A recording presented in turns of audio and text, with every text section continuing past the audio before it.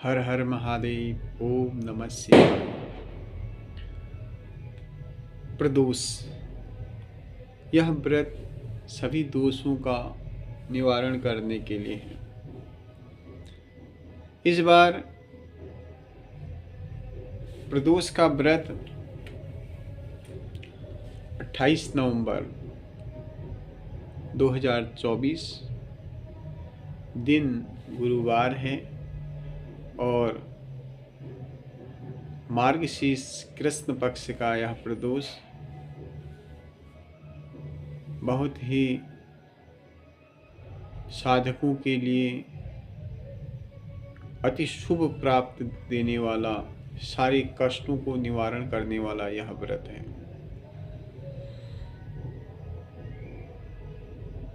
विधि और विधान के अनुसार मार्गशीर्ष मास में ही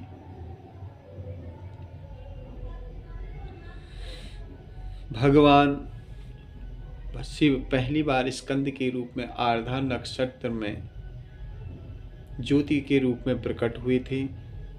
इस माह में कोई पंचाक्षर के 5 लाख जप कर दे तो उसे भगवत प्राप्ति की प्राप्ति होती है।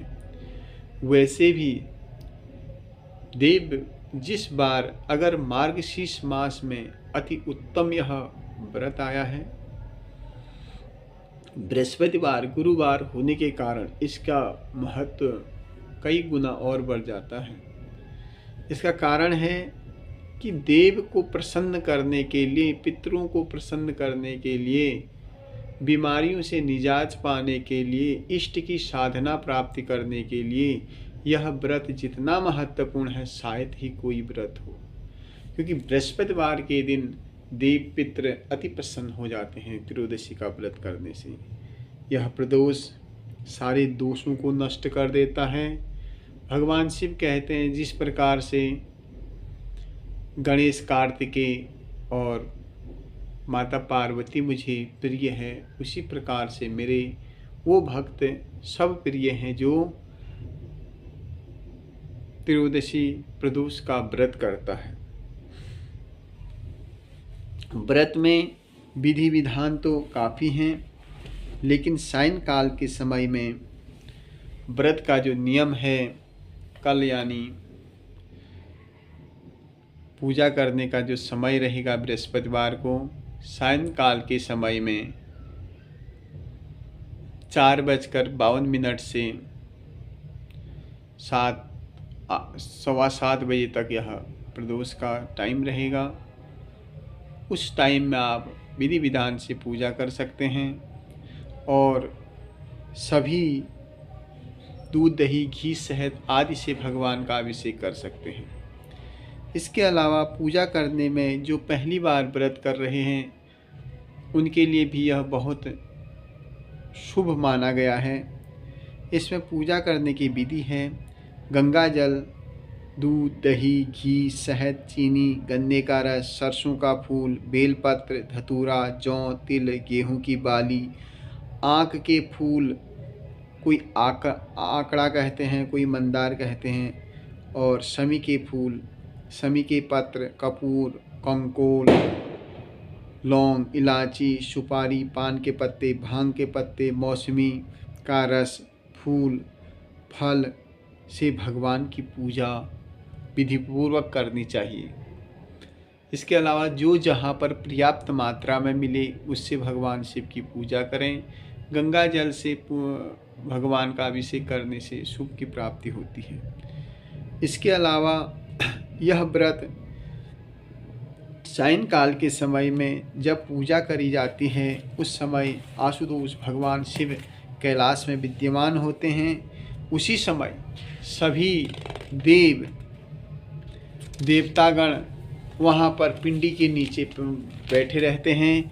उस स्नान आदि जब भक्ति के करने से उनको तृप्ति हो जाती है। ऐसा करने से जिसके घर में पितृदोष है, देव दोष है, वो सब नष्ट हो जाते हैं।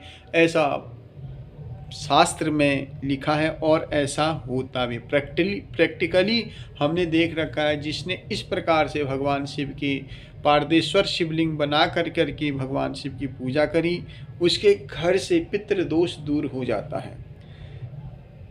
कथा प्रचलित है, पूर्व समय की बात है। वृत्तासुर बृहस्पतिवार के दिन कथा इस प्रकार है कि इंद्र और वृत्तासुर में घनघोर युद्ध हुआ। उस समय देवताओं ने दैत्य सेना को पराजित कर नष्ट भ्रष्ट कर दिया। अपनी सेना का विनाश देख वृत्तासुर अत्यंत क्रोधित हो गया। वह स्वयं युद्ध के लिए जा पहुंचा। मायावी असुर ने आसुरी माया से भयंकर विकराल रूप धारण किया और उसने स्वरूप को देख इंद्रादि सभी देवताओं परामर्श के लिए देवगुरु बृहस्पति का आवाहन करा। तत्काल देवगुरु बृहस्पति आकर कहने लगे, हे देवेंद्र, अब तुम वृत्तासुर की कथा ध्यान मग्न होकर सुनो। वृत्तासुर पहले बड़ा तपस्वी और कर्मनिष्ठ था। इसने गंधर्व पर्वत पर उग्र तप करके, कोई छोटे मोटे नहीं होते दैत्य भी, तप करके शिवजी को प्रसन्न किया था। पूर्व समय में यह चित्ररथ नाम का एक राजा था। तुम्हारे समीपस्थ जो सुरम्य वन है वह इसी का राज्य था। हे राजन, अब साधु प्रकृति विचारवान महात्मा ने उनके आनंद लेते हैं और भगवान के दर्शन की अनूप भूमि है।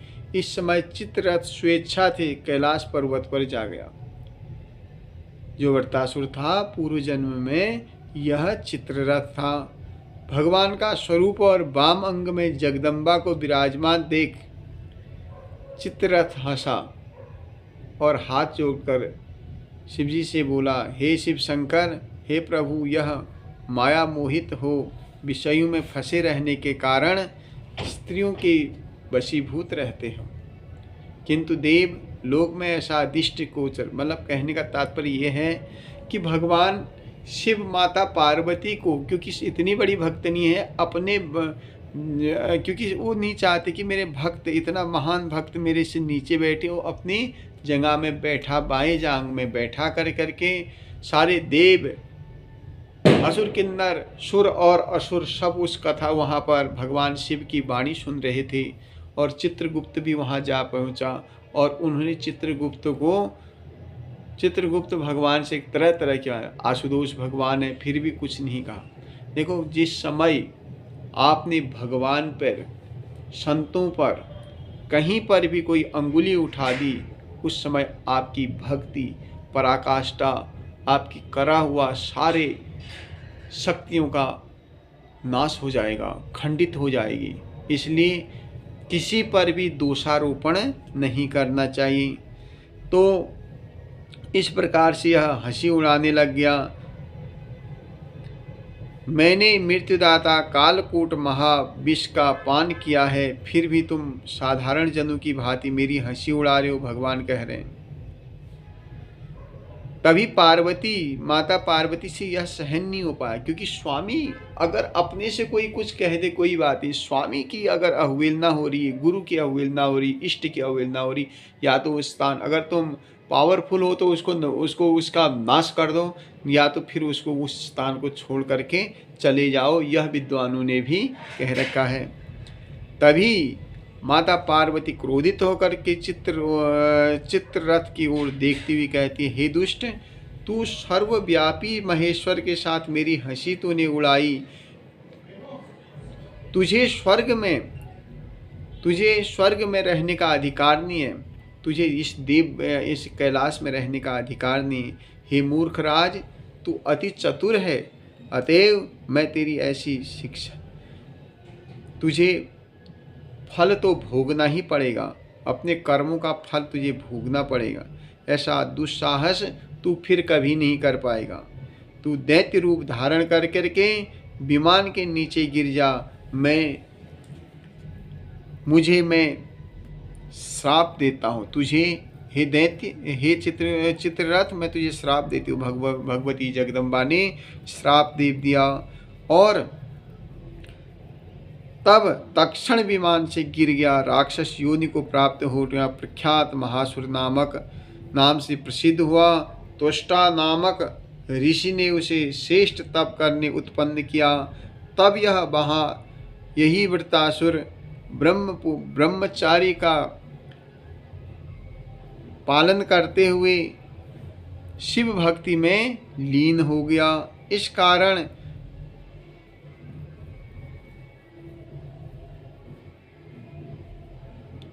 देवगुरु बृहस्पति कह रहे हैं कि इस कारण तुम इस वृत्तासुर को जीत नहीं सकते, अतएव मेरे परामर्श से यह प्रदोष व्रत करो।